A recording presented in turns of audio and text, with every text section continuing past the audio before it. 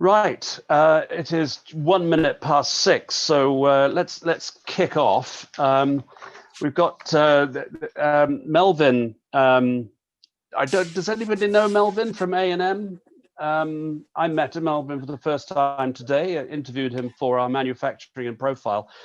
Asked him to join tonight because his company exports quite prolifically, and I thought he would be very interested to join in this conversation. And Paul obviously is joining us from Santander as a result of the release of the trade barometer last week. And I thought that it would be a good opportunity just to pluck the bones out of that and get some ideas on the ground as to how that, how everybody is being affected. So Paul, really delighted you could join us. I wonder if I could ask you just to perhaps give us an overview of what the trade barometer said. Yeah, absolutely, Nick. Thanks for the invite. And just by way of a quick introduction, I run Santander's manufacturing team here in the UK. We've got a team of several people that looks at the manufacturing sector from various subsector point of view. I focus myself on automotive and marine, but I have colleagues that look after aerospace, defense, advanced manufacturing, chemicals, life sciences, food and drink, rail. There's probably a couple I've missed in there, but it's a pretty comprehensive list. So we recognise that manufacturing is vitally important to the UK, and hence why we put a lot of resources into it, understanding some of the challenges that UK manufacturers face. My team's role is to help our frontline colleagues across the country to understand those challenges for manufacturers and help come up with solutions, whether they be some financial ones or some non-financial ones. And I think Julian was waving at you, Nick, or maybe everybody else, but hi, Julian. No, I was just to say hello. Sorry, didn't mean to interrupt. Yeah, you're very welcome. So that's just by way of an introduction. Santander is a household name, I guess, but we haven't been in the UK that long. Only been in the UK for about 20 years, but it's a worldwide bank. It's a brand that you'll recognise, but it's one that is probably the 5th biggest corporate and commercial bank in the UK, and one that we're looking to grow and support more UK businesses. And one of the ways we can do that is helping those businesses to internationalize, because we're a global bank.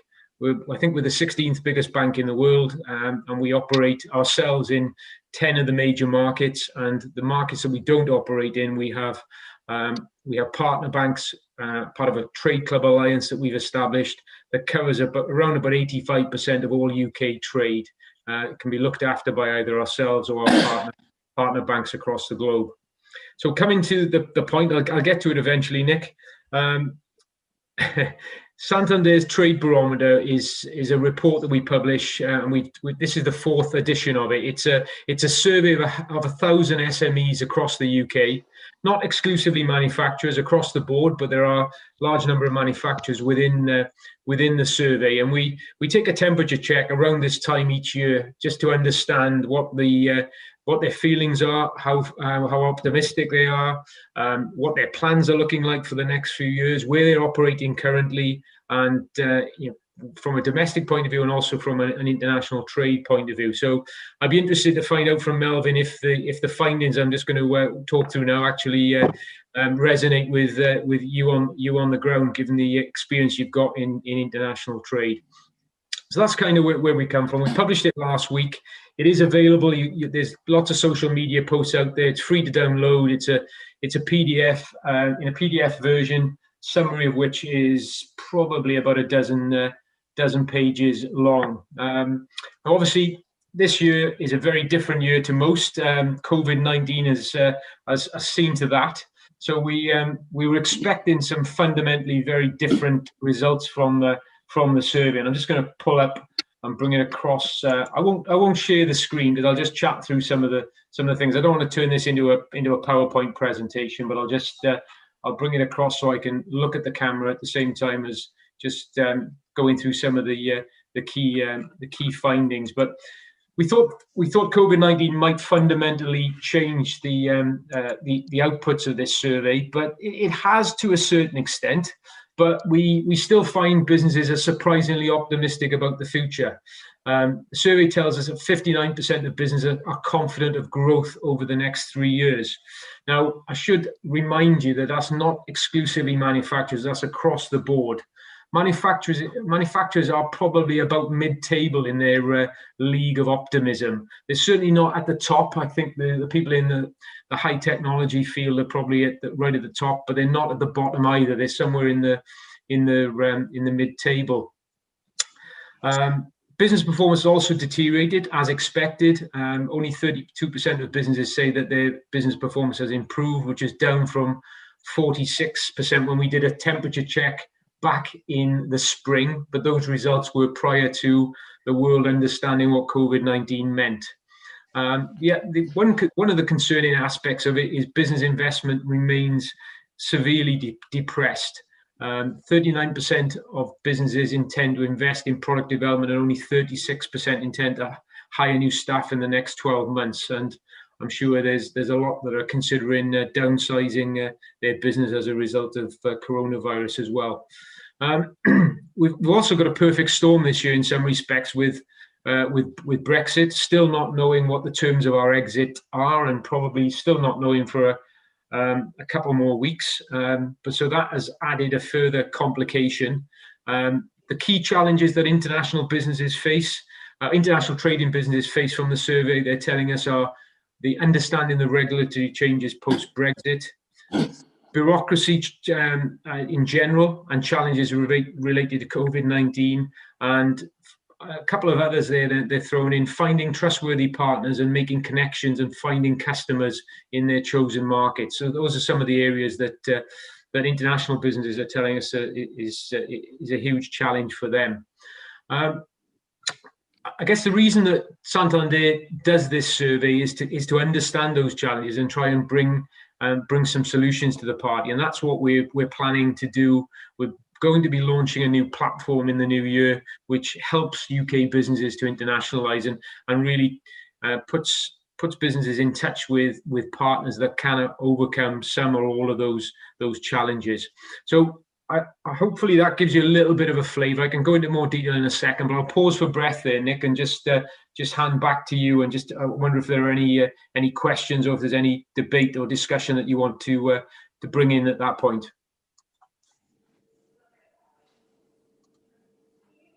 I think you're still on mute, Nick. Yeah, okay. Yeah. Classic. I'll do it all the time.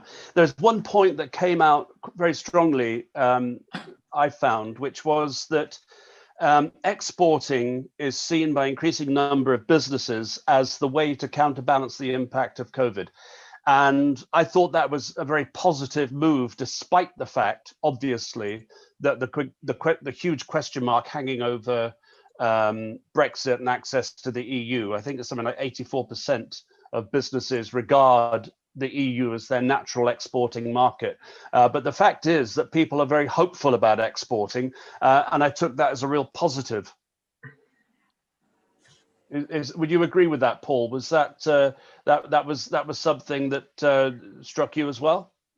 Yeah, well, am I surprised? Probably not, because in terms of the businesses that already trade internationally, I think the statistics that we see tell us that those businesses are generally more resilient than those that just trade domestically anyway. They see opportunities, and if they're faced with challenges, they look for new markets automatically, and that's kind of built into their DNA. So yeah, it is surprising, I guess, on the face of it, but you know, it's a positive step, and we are looking to the future, and businesses recognizes that there are a whole host of opportunities out there if they can unlock them. So yeah, it's encouraging, and again shows, you know, what UK SMEs are, how they can cope with challenges and overcome them. Okay, well, perhaps I'd like to get input from Melvin and from Barry, because both of you have got strong export strings to your bow. Melvin, do you want to kick off? What are your thoughts on what you heard from Paul? Yeah, exporting is important to us, as we discussed today. But I'd like to think we could reclaim some more of our domestic market. I'd like to think, as a result of the the twin whammy of COVID and the impending trade or lack of trade deal, that our domestic markets will be more up for grab.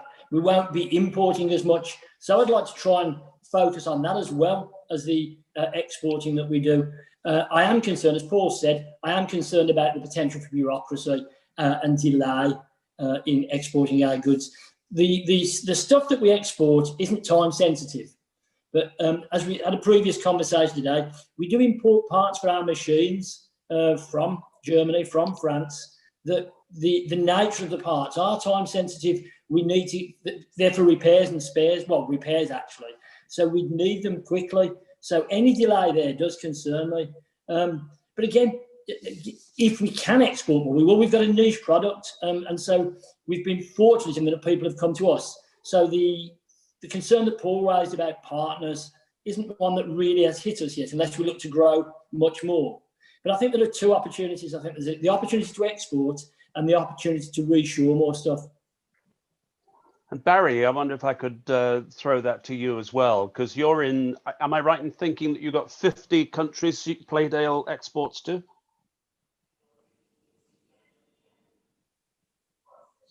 Sorry, you're muted. Yeah, I did. I was saying, no, you're wrong. We're in 51 countries. We signed with Estonia last week. So we're now in 51 countries. Yeah, listen, export's a massive opportunity, and in the UK, I don't think we take seriously, be it you know, at company level, but also at government level. I mean, excuse me, I was listening intently. I was filling in a survey for Bays at the same time, you know, and asking what can you do more of, and the government have got to get serious about supporting exporters. You know, I travel around the world and I'll bump into companies at exhibitions and it'll be like, oh yeah, you know, the Polish government have paid 60% of our stand cost, you know, and or Chinese, and they, you know, they're just hammering them and they're getting bigger and bigger, these stands year on year, and you're like, yeah, the government paid for all this, you know, and we may once a year get 50% off one of my flight tickets or something. Yeah, you know, we're going to get to 3 trillion exports in within 5 years, which I think we're about 4 years into, and you know, we're not going to do it without investing. And then, you know, I'll happily tell you, I think Brexit's the most stupidest thing we've ever done as a country. However, we've done it. We've done it, and we've got to get ourselves out of it. So why don't we become, and it's all about sovereignty and all of this. So if we're going to do it, why don't we do that properly as well? You know, and what you just said there about onshoring stuff, well, maybe not onshoring stuff, just getting bloody savvy. You know, we're in the middle of a pandemic and we've had to import the majority of our masks and PPE. And what else? We know what we import as a register. You know, the government have that statistic. So why don't we see a lot of investment into the areas of stuff we don't make? Is, you know, that's available. You know, we don't have any X in the UK. Therefore, we're going to set up a economic development zone, you know, on a roundabout in Swindon probably. But, you know, to say, let's develop widgets because we buy them in the UK. You know, we can't make pineapples, I bet, and stuff. So, you know, let's look what we can make. So I think it's a bit of both, but the table surprised me. You know, I think, I don't know, to surveys, do we answer it? Are we quite bullish in the UK around surveys? I just don't think we're very transparent. I don't know what, you know, what multiplier you put on your answers, you know, for the BS. Because, you know, every time I go to a trade show, you walk around and you go, how you doing? Never been busier. Oh, it's amazing. Then you see their accounts 9 months later and you thought, shit, he had a shit last 6 months then. Because when I saw him 6 months ago, he'd never been busier. And I think we have a tendency to fill in surveys like that as well. So, you know, you're 59% positive. I'm like, well, okay, let's have it. So, yeah. Okay, well, that's. I'm not a statistician, Nick, so I can't comment on the statistical validity of this. But the themes that we've seen in it have shown through over the last 4 years, and I was expecting, if I'm completely honest, that COVID would have impacted on these numbers more so than it actually actually did. And we took this survey during the real sort of lockdown, the harsh first wave. Whether we did them again, people would have changed their view. I'm not certain. Ram, you're Equitas up there in Manchester. You work quite a bit in continental Europe, don't you? Are you feeling nervous about the future? Yeah, feeling nervous about the future, definitely. Well, then the one thing about what we do is we're not selling any goods or buying any goods. We are more of a services company, which means, all I need is what we're doing right now to do what we're doing and send a report off on an email. Now, I don't know whether that's going to have any serious repercussions come January 1, 2021. So I'm definitely nervous, but not as nervous as some of the people who are actually selling goods and bringing goods in, if that makes sense. Yeah, Mark Weymouth, who sends his apologies. He imports sensors. He's in the automation and sensor game, and he sent me a note before the meeting. What really worries him is not just the bureaucracy, but also the levies. I mean, the sensors have 0% duty, but the handling charges that are going to come in, given that he could actually just be importing one sensor, but if he's got a £5 or £10 handling charge, that's automatically beginning to eat into the margin of that particular deal. And UPS, which is his main logistics carrier, they actually don't know. As of 2 weeks ago, UPS's Brexit team couldn't give him a price or a feel for how things would be handled in a Brexit world, despite at that time it being less than 100 days before Brexit. And he adds, in manufacturing supply, there's a conflict between people living in a world where Amazon will deliver it today or tomorrow for free, quotation marks, whereas most B2B need to charge for delivery, and it's often slower. So I think this is where, if you like, this is the grit that will, the little bits of grit will enter the smoother, well, the customarily smooth wheels of commerce. And I suspect that is where the pain will be felt at those sort of small individual levels that companies like Mark's have to deal with. Anybody got any thoughts on that in particular? Adam, you've got a lot of contacts in your networks. Have any of them expressed any views on the practicalities of trade post-Brexit? They haven't, no, but I've been picking up on what you were saying there, and in particular, Mark, with that sensor size. And you turn around at and listen to what Melvin was saying from a reassuring point of view. Is that an opportunity then to see what we can actually do internally within the UK? From a sensors point of view, if we're going to get that surcharge, why aren't we looking at around what can we get manufactured in the UK and do exactly that? There will always be opportunity. It's how you tackle that opportunity. There's cost reduction. There's VAVE exercises, all manner of stuff that you can do within the business to try and drive it down.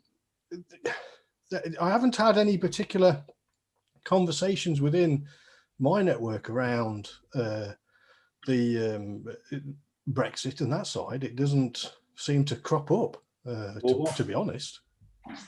Something new for us this week was we've seen ports add congestion charge, quite substantial figures to congestion charge. Well, I don't know what congestion charge is in a port, but it's new, and it seems to be a new tariff we're going to slip in and probably blame it on Brexit when it happens, but quite a substantial amount. Helen, you work with overseas clients a great deal, don't you? What are your fears at this moment? Well, from my own business perspective, I think the carriage charges, if you like, is a big thing. So obviously, as you were mentioning here, the sort of import of bits from different places is they don't know how much that's going to cost you in handling charges, but equally, if we're sending stuff abroad, it's a large chunk. The cost of shipping small items around the world is huge, and I think that's something which larger manufacturers absorb the cost, do bulk shipments and so on. And obviously with Brexit, we end up as World Zone 1 on the normal normal postal charges. So anything going to Europe is going to be as expensive as sending to America, unless there's another agreement. So I think generally postage is, you know, a large consideration. Couriering anything to Europe is expensive, right? In small quantities. Yeah, as Paul said, the bureaucratic, the regulatory, overcoming increased bureaucracy is cited as one of the major obstacles to future trade. Melvin, you export to Australia. We're often told by the government that an Australian deal would be optimal, or a Kanzak, whatever you like to call it, deal. Do you find it easy working with a country that is A, so far away, and B, that I don't believe, we don't have a particular trade, we don't have an FTA with Australia yet, do we? No, it hasn't been a problem. There's been costs, obviously the costs. I'd rather much do business with Germany and France, because first of all, it's much nearer, and our previous experience, obviously, has been tariff-free. It's been, the bureaucracy has been very low. The stories coming out this week, building on what was just said about the Kent's going to become a lorry park. Those scare stories worry me. You know, they're going to put portaloos on the side of the roads because they're that concerned about the congestion in Kent. Then we see government ministers, junior government ministers, already blaming business for not preparing for Brexit. I'm not sure how you prepare to go somewhere where you don't know where the destination is. I know we're leaving, I understand we're leaving, but we still don't know what that looks like. There was quite an encouraging story on Radio 4 on the way home tonight about, you know, we're almost there on lots of deals. And I understand that negotiations are tough and you have to negotiate tough, but we're playing with millions of people's lives here. And I'd like, as an exporter and as a manufacturer, a little bit more certainty when we're, as I say, 2 months away from our departure. Going back to your actual question though, Australia's been a challenge to us just because of the logistics involved, the product that we send. If there is a problem with the product, once it goes to Australia, it has to come back. That's, you know, a huge lag and a delay. But it's a challenge we've overcome. Just to let people know, these are engines you're selling to Australia, right? Yeah, UAV engines. Their configuration is such that it's different to what we've done before. They've a specific configuration. They've got the first pair of engines that they wanted, and they're in test at their end at the moment. They tested well at our end, so we're confident they'll work. But as always, the proof of the pudding's in the eating. So, but yes, they're engines. Roy, Airbus. I'm just wondering about how Airbus is approaching what contingency plans, if you can tell us what contingency plans you've got. For obviously, you're moving not just things, but data between the continental Europe and the UK. Yeah, so the things side of it first. Obviously, the biggest impact for us, it's because we run a very lean activity in terms of our wing business in Broughton, and lean is all about velocity. And when we talk about problems at borders, then it impacts the velocity, it slows everything down. We've spent a very large amount of money building up stock. I think they did a bit of analysis, and some components go backwards and forwards over the border 5 to 10 times. So every time if there's a delay, then it just creates huge amounts of delay. And our only answer to that is to build up stock so we don't work so lean. So we've got more working capital. With the satellite side of the business, it's a little less important because there's not so many things going backwards and forwards, and we can probably cope with that in terms of our, managing. It just costs us more in terms of managing everything through the system. On the data side, I think it's the bit that we're most concerned about, because I think it's the bit that most government ministers don't have a clue about. And exporting data they don't really understand it, and I'm not so sure that we've got everything explained to us about what the impacts will be. I mean, it's there are also security issues that are now starting to come out, where at the moment we're in agreements with European countries about what we can and can't export in terms of data. And they may well get ripped up on the 31st of December, and we suddenly can't send information that we've been sending for years. So I think that's probably the biggest remaining unknown risk. Everything else is manageable, but it costs us money. As always. Simon, you raised the data issue a few weeks ago around GDPR and all that, and you're sitting in Washington D.C., but you've got you're trying to set up a company in Germany at the moment. Do you see that as getting easier in the months to come, or is it going to get more difficult, or doesn't it matter because you're US? It doesn't matter anymore because we've decided to make an assumption. And our assumption is that we have to manage on the basis that there won't be a cooperative agreement between the UK and the EU with regard to data. And because we're setting up a new company, that's the easiest decision to make, because we can set everything up from day one to manage it under those circumstances, so that if there is an agreement, we can then come down a level, if you will. But yeah, I mean, the costs aren't that great. I mean, servers don't cost very much money anymore. It used to be. But yeah, I mean, the biggest issue that we've got from a manufacturing perspective at the moment, though, is the extent to which the international pharmaceutical market is being thrown into continuing turmoil. There are two very, very large, I mean, GlaxoSmithKline and AstraZeneca are both headquartered in the UK. And that has already had a long-term planning effect, but it's having an increasing COVID effect. And on top of that is being layered the additional uncertainties around Brexit.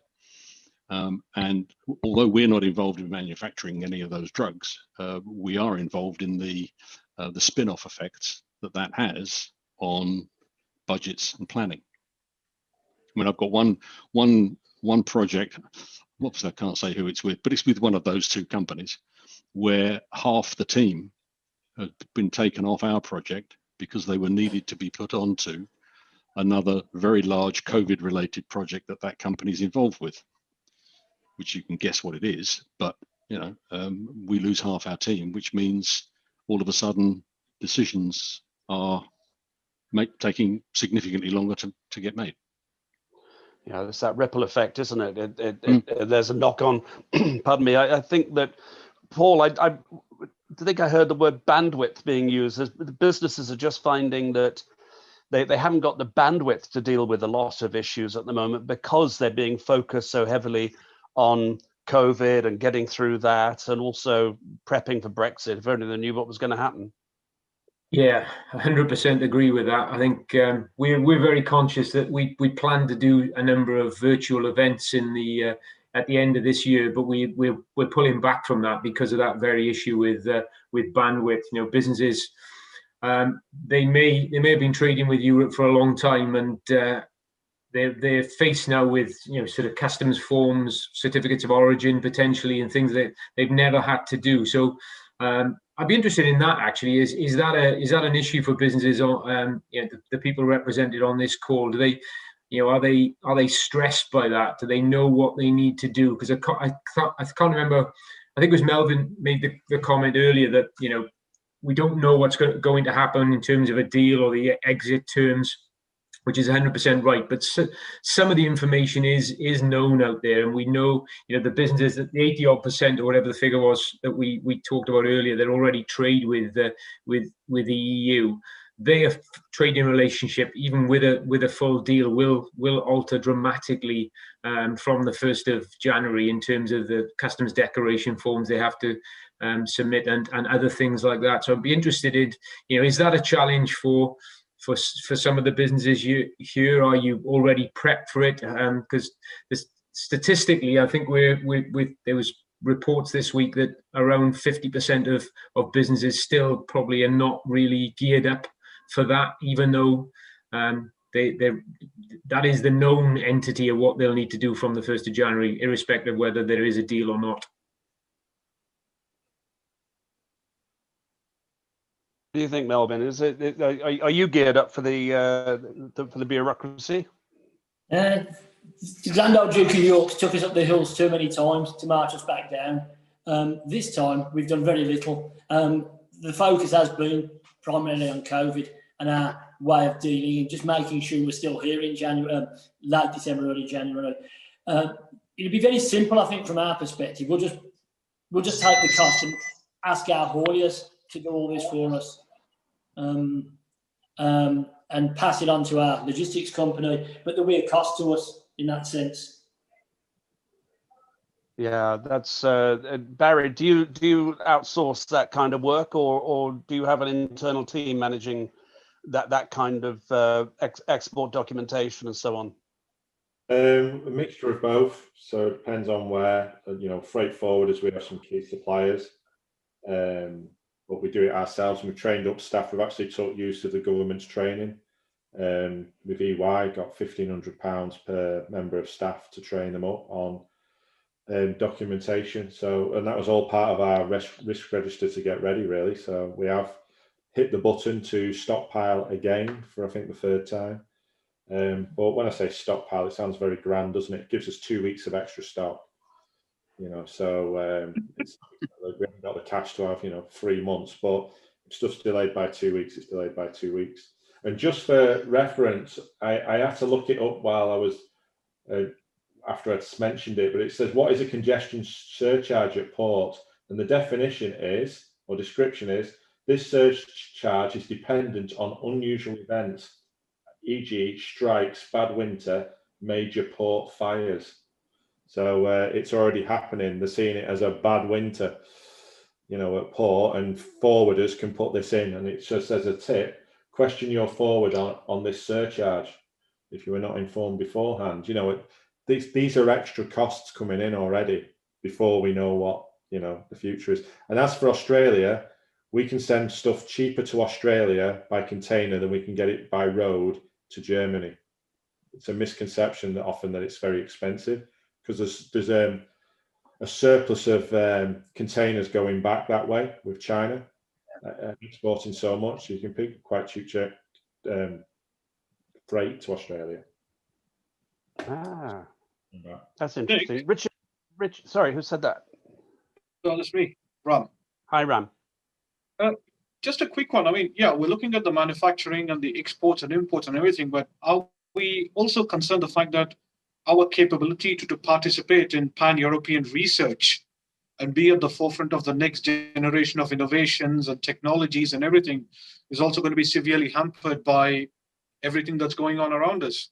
Because for me, that's another big concern, because we've been doing things for the European Space Agency and on some of the satellite systems and things like that. And we feel that we've been told we're going to have an impact, that UK companies will not be eligible to participate in the future of European research anymore. And that's a big impact as well. Yeah, absolutely. I mean, yes, we discussed that, didn't we, Roy, the other day, talking about the fact that Galileo, they're actually going to start again. Am I correct in saying that they're going to start again with Galileo?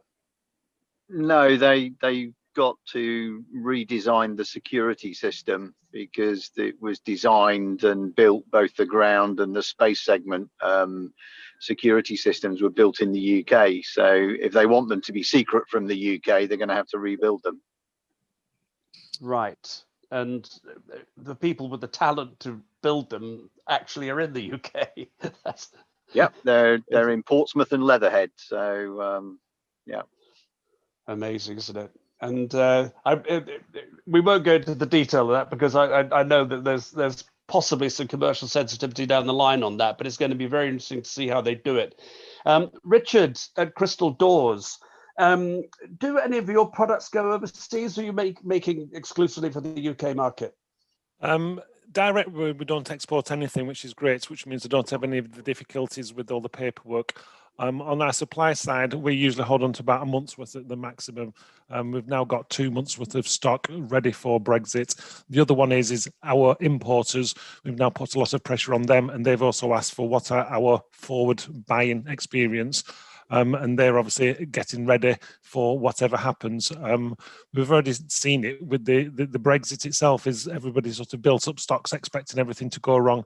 I know a dentist company, they had to deliver a container and park it in France just for chance if it was closed for them to continue the order. So there is horrendous issues with manufacturers and the supply chain because we're putting lots of components together.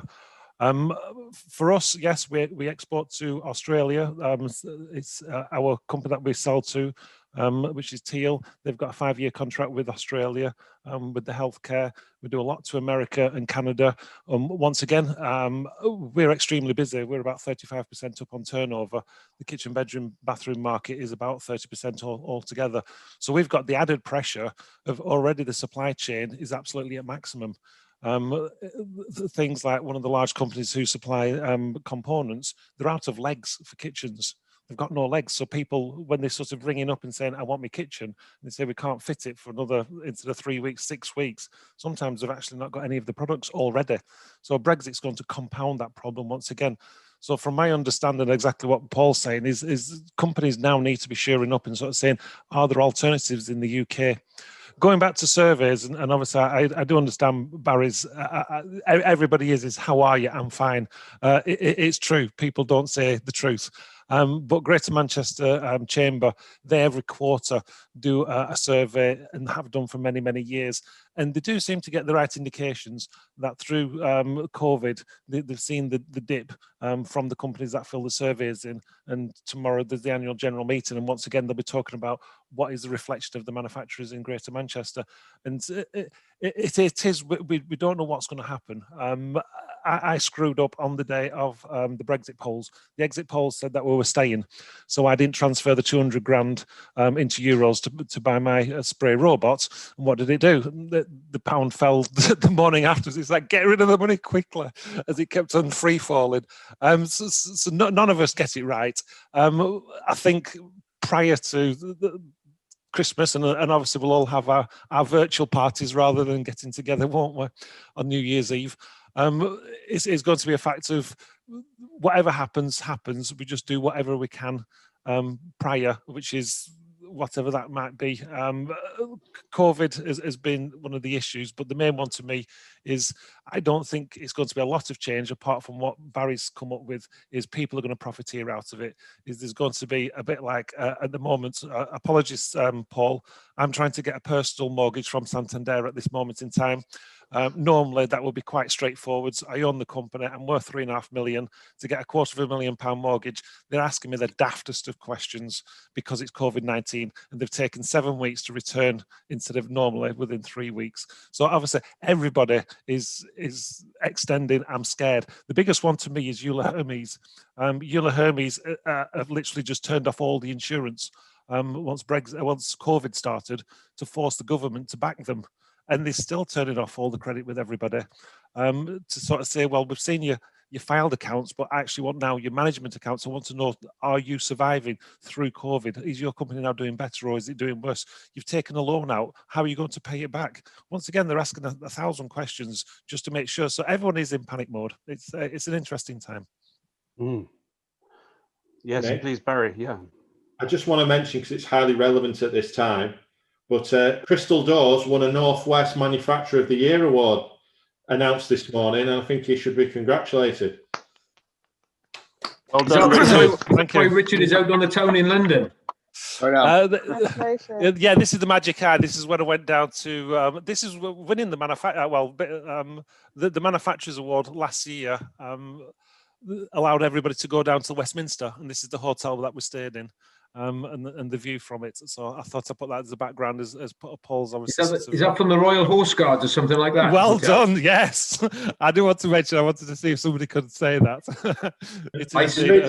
I spend a lot of time in London, unfortunately not staying at that hotel, but I was wondering why my time zone is different, because I'm about half a mile down the Thames and it's still daylight with me, but there we go. I'll have a word on the mortgage as well if I can, Richard, right? Oops, we've gone off. Richard, just for the record, Richard, I think you owe one of the 2 judges a few beers. Yes, absolutely, I do. I do indeed. I'm just trying to work out who that judge might be, but my powers of deduction. So there we go. Okay, that's the weather outside. Oh, okay, all right. Yeah, that's fine. Ours is just going down as well.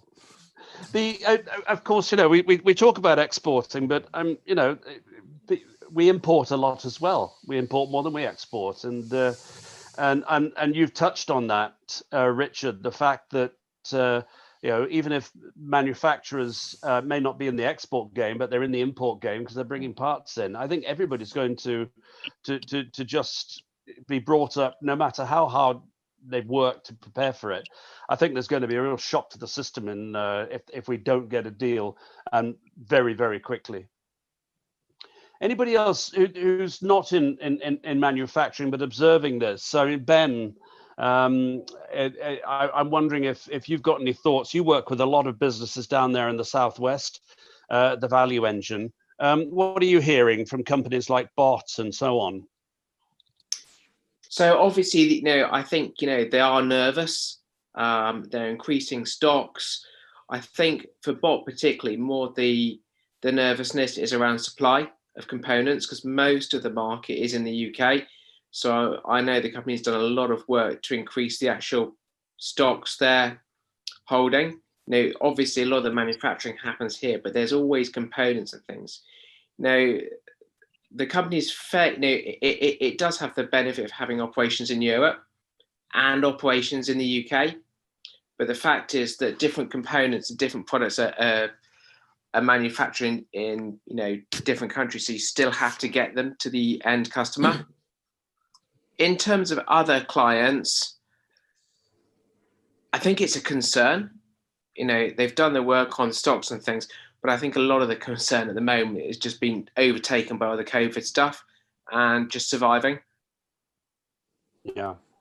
Steve Murphy, again, you work with a lot of manufacturers. So what's the principal concern? I mean, has COVID overtaken everything like we've been hearing, or is Brexit still the number one concern they've got?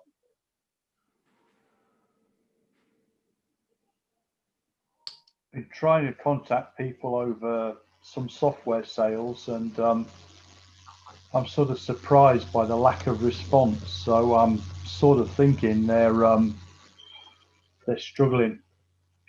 I've not spoke. I mean, I've contacted people through mail and stuff like that, and the sort of response I get is usually it's been from the people that know me.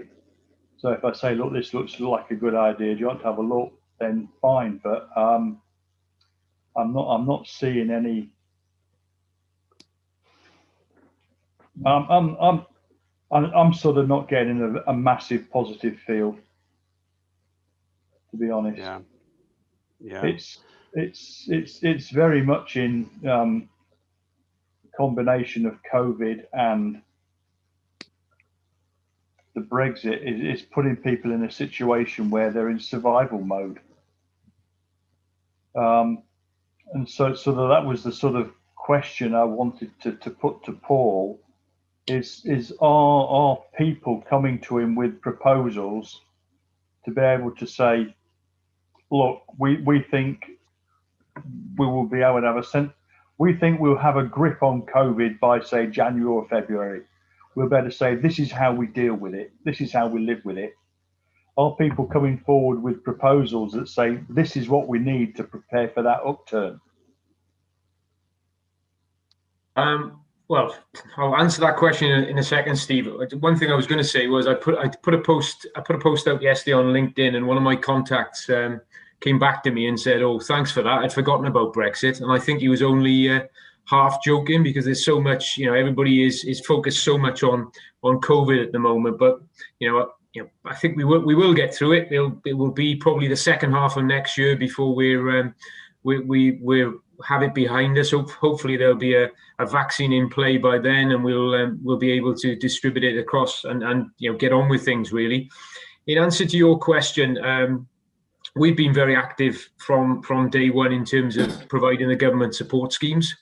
It's been a hugely challenging period for us, because like everybody else, the reason you've got this backdrop is I'm sat in my home office here, and my converted garage, basically, where I've been effectively for the last 7 months, and that's the same for all my colleagues up and down the country. So bankers, we haven't been able to work from our offices. We've had to work remotely, and from day one, it's been a challenge making sure that the IT and all the support that we'd normally offer in terms of face-to-face discussions, understanding a business, looking at the business plans and putting proposals together is a little bit more challenging when you're trying to do that on a Zoom call or Microsoft Teams or WebEx or any other format you can think of. So we've been very busy trying to react to the needs of our customers.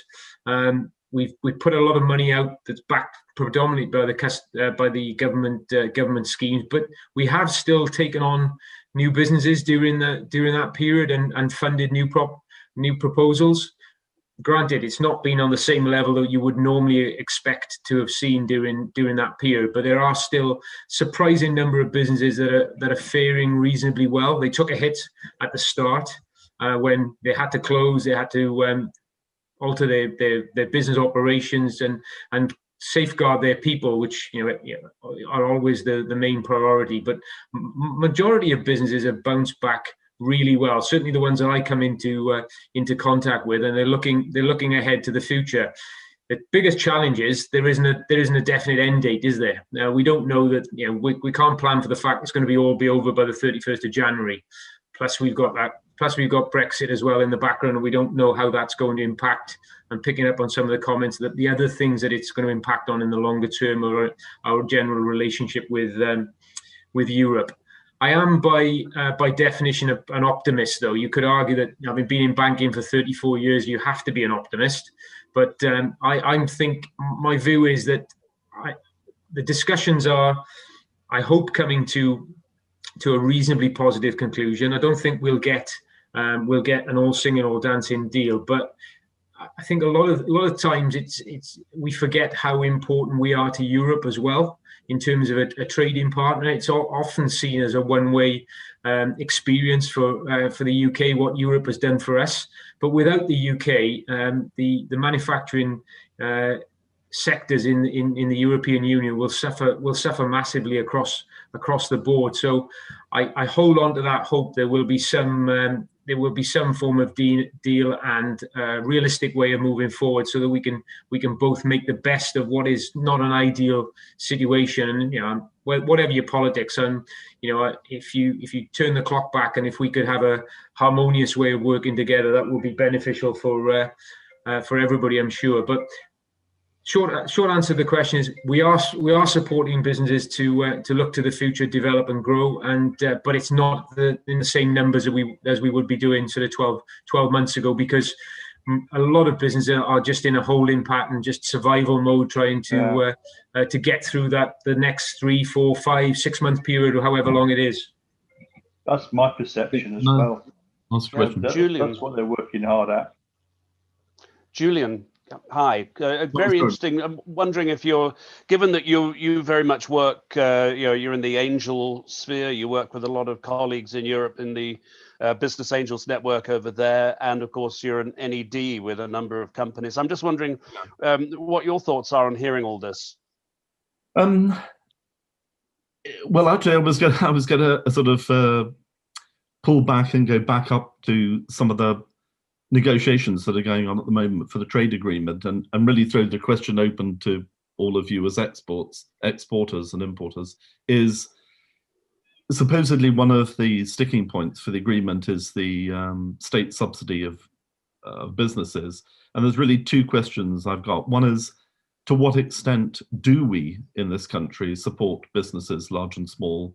I mean, there's one thing for a major ailing company, a major industrial company, I don't know, like it years ago, like British Leyland or whatever, to suffer, and government steps in because there is a risk of massive unemployment and the implication for politics and for whatever, for the economy.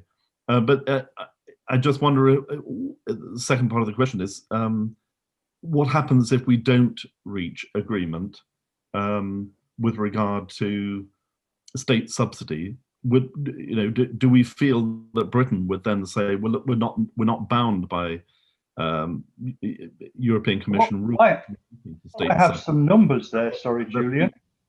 We can now take a more aggressive approach. I have some numbers there, and I understand that our state subsidy sits at around 0.5% of GDP, and that the EU allow you to go up to 3% of GDP. So in other words, I would say that even at the moment, we're you know, like a factor of 6, effectively less. So less than what we're allowed to do if we were saying let's support our manufacturing. Let's put 3% of GDP into what we think is. So I'm looking at our present behaviour and saying, why on earth is this going to change? This looks like a core UK government behaviour, and that is, I don't think they're particularly competent. I mean, they can't even choose good subcontractors like Permison and Carillon. So I'm just looking at those numbers to back that up, and I'm saying I can't see that being something that they do well. So is it an entirely political obstinacy that is preventing us agreeing to be bound by the upper limits of state support? It would seem to not make a lot of sense for Britain to have a problem with that unless we wanted to massively subsidize greater than our European partners. I think a lot of it is down to who adjudicates any disputes. And it's about the adjudication process more than anything, because obviously the European Court of Justice is the main adjudicator of such issues. And like, you know, it's sort of written in blood in among Brexiteers that the ECJ will have no say in the way we run our country.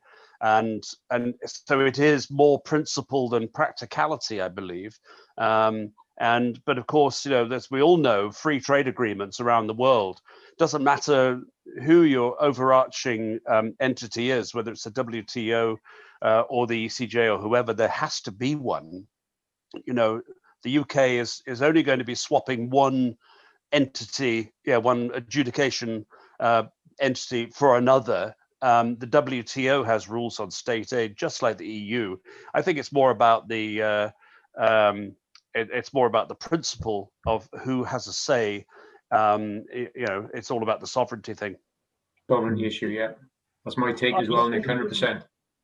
If I could just chip in on something that just from before, and Roy will know this, you know, as a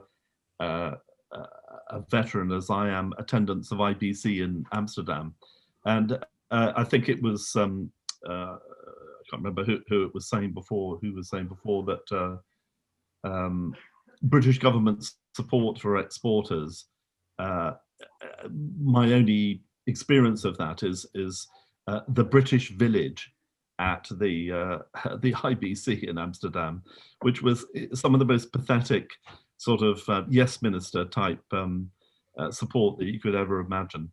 And you sort of think, well, they're not running these events now, so where's all that support that they were throwing out to commercial attaches and operations internationally?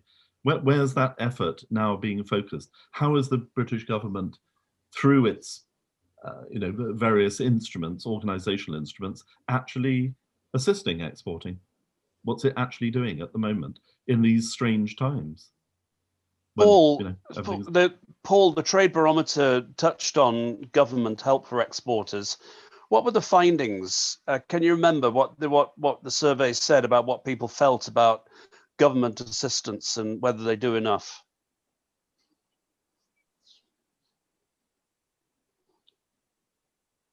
On mute. Paul, let me unmute you. Hang on. Sorry, I didn't realize I was on mute. I was saying that I'm just looking for the relevant section to come back to you and give you the relevant stats on that. Let me give me a second, and I'll find it and come back to you now. You don't think it's got to do with there is no long-term political strategy for the UK? You know, I may have mentioned it before. I went to a strategy meeting, UK 2070. It was called, House of Lords, Lord Kerslake. Yeah, you're okay, James. And you're thinking, you know, we need a vision, otherwise we're just going to have this, you know, it's just a political show, isn't it? And it's got a 4-year to win votes, and it's just stifling the UK to grow, you know, and we're not, you know, that 0.5% when it could be 3%. If we had a long-term strategy and vision, we'd be, you know, well, for the next 10 years, we're going to give people 3% support, and it isn't there, you know. We've got, you know, get rid of all this political who's the biggest and say, right, let's knuckle down. And I'm hoping, you know, being optimistic, that the crisis may actually drive us to do that. You know, it's when we get on the beat, we start fighting as British, maybe, you know, it needs that vision. It needs a leader, doesn't it? Well, Germany had a 20, I think it was 2060. It was in 2010 they did. It was a 50-year vision for the country, but it wasn't just an exercise. This was actually sort of baked into government policy, and they think like that. They you know, other countries have these you know, visions that people buy into. They may argue about some of the detail politically as governments change, but the overall vision is there. The only one we've got at the moment is net zero 2050. And that's fine, because it is actually affecting the way business is done, the way R&D and all of that. Paul, I think you've got those stats on government assistance. Yeah, I have. So the question we asked was, how can UK government and third-party organisations support you with international growth plans? The biggest, well, there were 3 right at the top. One was the offering of tax breaks. So I guess businesses there are not looking for a handout, but they're looking for good value for the investment that they make. The second was coming back to a point that was made earlier, but UK governments could help with reducing regulatory requirements and bureaucracy overseas. Third point's been touched on as well, around new free trade deals aimed at helping traders in your sector. And the fourth, but a little bit lower at 24%, was offering financial incentives. So my take on that was businesses are not looking for a cash handout, but they're looking for, you know, a government to be more supportive. The bell is tolling for me, and to offer really some practical solutions. A comment was made about free trade deals earlier, and the one with Australia, and of course a lot has been made of the free trade deal with Japan. Which was the only trade deal that's been signed by the government since we announced we were leaving the European Union, and the impact on that is going to be negligible because of the amount of actual trade that we do with Japan. Free trade agreements are welcome. The Australian one will be welcome, but again, it's not going to be a game changer for us. But one thing I'd mention with those, they're all interlinked around the Asia Pacific region. There's a free trade agreement whose name is quite convoluted. I pulled the details up earlier because I was wanted to make sure I had it. It was called the Trans-Pacific Partnership. The US was originally involved in that, but Japan, Canada, Malaysia, Mexico, New Zealand, Australia, etc., are all involved in that. So a trade deal that we've got with Japan, and the one that we hopefully will get with Australia, maybe New Zealand shortly, would allow us to hopefully be pulled into that wider trade agreement, which from a UK manufacturer's perspective, that would be something really worth having, because it opens up a whole number of markets, not just a couple in isolation. So that is something that I hope we DIT, etc., are pursuing strongly. I know they are working behind the scenes to do that, but that potentially could become a game changer in the not too distant future if we're in that wider Trans-Pacific Free Trade Agreement partnership. Well, that's a nice optimistic note on which to close the discussion, because it is the witching hour of 7 o'clock. And just like to thank you all for being here. I'm choking. I'm just about to start coughing myself. So I'll say farewell. Paul, thank you very much indeed for joining us from Santander. No problem. Love to see you again sometime. And of course, we're here every Thursday evening. You've all got the link. Drop on by at 6 o'clock every Thursday. Thank you Great. very much, everyone, for being here. Really appreciate it. Take care and have a